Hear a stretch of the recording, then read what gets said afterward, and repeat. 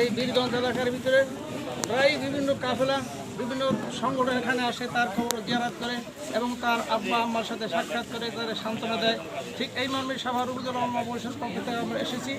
আমরা মরহুম আবু সাঈদের জন্য দোয়া করি, আল্লাহ পাক জান্নাতে আল্লাহ পাক দান করেন এবং তার পরিবারকে আল্লাহ রাব্বুল আলামিন সুন্দর এবং শৃঙ্খলা বজায় রাখার তৌফিক দান করে এবং ভালো থাকে। এই জন্য বক্তব্য শেষ করছি। আল্লাহ হাফেজ। রহমানুর রাহিম। শহীদ আবু সাঈদ এমন একজন ব্যক্তি, আপনারা শুনলেন, সারা বিশ্বের কাছে সে পরিচিত।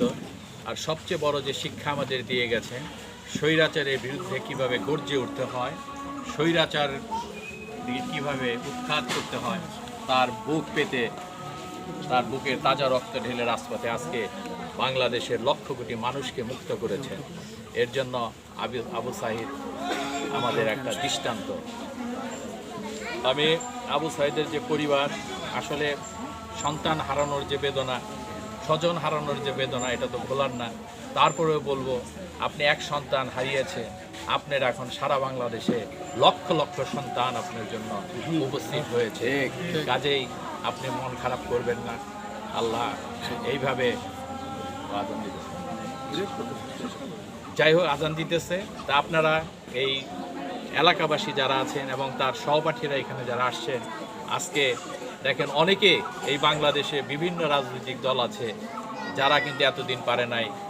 আমরা উলামা পরিষদ, আমরা বিভিন্ন সংগঠন যেটা পারি নাই, আজকে কিন্তু ছাত্র সমাজ এটা দেখিয়ে দিয়েছে সারা বিশ্বের বুকে যে এরা পারে। এই ছোট ছোট বাচ্চাগুলি যেভাবে রাজপথে নেমেছে এবং আবু সাঈদের পরে মৃত্যুর যে ভয়, আমি ইউটিউবে দেখেছি, সরাসরি দেখেছি, মৃত্যুর ভয় কোনো ছাত্রের ছিল না। এবং বিশেষ করে নারী শিক্ষার্থীরা যেভাবে তারা মেয়েরা কাজ করছে, যে পুলিশ কাছ থেকে ছাত্র ভাইদের ছিনিয়ে নিয়েছে, এটা একটা দৃষ্টান্ত বাংলাদেশের বুকে। বাঙালি জাতি যে তিতুমিরের জাতি আবার প্রমাণ করে গেল এই 2024-এ এই ছাত্র সমাজের আন্দোলনের মাধ্যমে। তাই ছাত্র সমাজের যারা এখানে আছেন, ছাত্র ভাইয়েরা সারা বাংলাদেশে, আপনারা একটা জিনিস দেখেছেন, আপনারা আন্দোলনকে যখন বেগবান করেছেন, বাংলার আপামতি মানুষ, কৃষক, শ্রমিক, জনতা, হুজুর সবাই কিন্তু আপনাদের পাশে কাঁধে কাঁধ মিলিয়ে কাজ করে আপনাদের সেই প্রাণপ্রিয় আশা স্বৈরাচার মুক্ত বাংলাদেশ, সেটা কিন্তু প্রতিষ্ঠিত করতে পেরেছেন। যাই এইটার জন্য স্বাধীনতা অর্জন করা যে যতটা সহজ, তার চাইতে কঠিন, যে তার চাইতে কিন্তু স্বাধীনতা ধরে রাখা আরও বেশি কষ্টের, বেশি কঠিন। তাই আমি ছাত্র ভাইদেরও বলবো, আমাদের এই বিজয়, আমাদের এই অর্জন যেন কোনোভাবেই নষ্ট না হয় এবং এই আবু সাঈদ সহ আরও যারা শহীদ হয়েছে প্রত্যেকের মা বাবা যে যে জায়গায় আছেন, মা বাবারা যেন অনুভব না করতে পারেন আমার একটা সন্তান হারিয়ে গেছে। আমরা প্রত্যেকটা মা বাবার কাছে আমরা তাদের সন্তানের মতো যে যেন দাঁড়াতে পারি এবং আপনারা এখানে দাঁড়াবেন। যারা অসুস্থ আছেন, আমরা ইতিমধ্যে সাভার উলামা পরিষদকে ধন্যবাদ জানাচ্ছি, তারা একটা সুন্দর মহৎ উদ্যোগ নিয়েছেন। তারা মনিটরিং করছে কে কে অসুস্থ আছে, কাদের আর্থিক সহযোগিতা লাগবে, তারা সাভার কেন্দ্রেই তারা এটা ব্যবস্থা করেছে। এই জন্য তাদেরকে ধন্যবাদ জানাচ্ছি আমি। এবং আপনারাও প্রত্যেকটা উপজেলা, প্রত্যেকটা জেলা বৈষম্য বিরোধী আন্দোলনে ছাত্র নেতৃবৃন্দ যারা আছেন, আপনারা ইতিমধ্যে কাজ শুরু করেছেন, সেদিন দেখলাম খবরে। তা আপনারা আরও সুন্দর এটাকে আরও বেগবান করবেন, এই আশাবাদ ব্যক্ত করে, এবং আমরা সকলে যেন ভালো মানুষরা ঐক্যবদ্ধ হয়ে সবসময় থাকতে পারি, এই আশাবাদ ব্যক্ত করে আমার বক্তব্য শেষ করছি। ধন্যবাদ সবাইকে দিচ্ছি।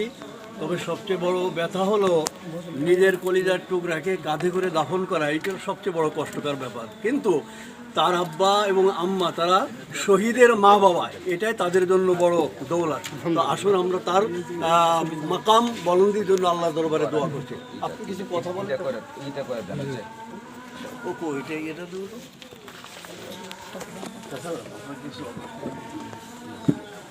আল্লাহুম্মা সাল্লি আলা মুহাম্মাদ ওয়া আলিহি ওয়া আসহাবিহি ওয়া বারিক ওয়াসাল্লিম। আল্লাহ আমাদের দোয়াকে কবুল করেন। আল্লাহ আবু সাঈদ এবং অন্যান্য শহীদদের রক্তের বিনিময়ে আল্লাহ স্বৈরাচারের থেকে আমাদেরকে হেফাজত করেছেন। আল্লাহ বাংলাদেশকে আপনি হেফাজত করেন।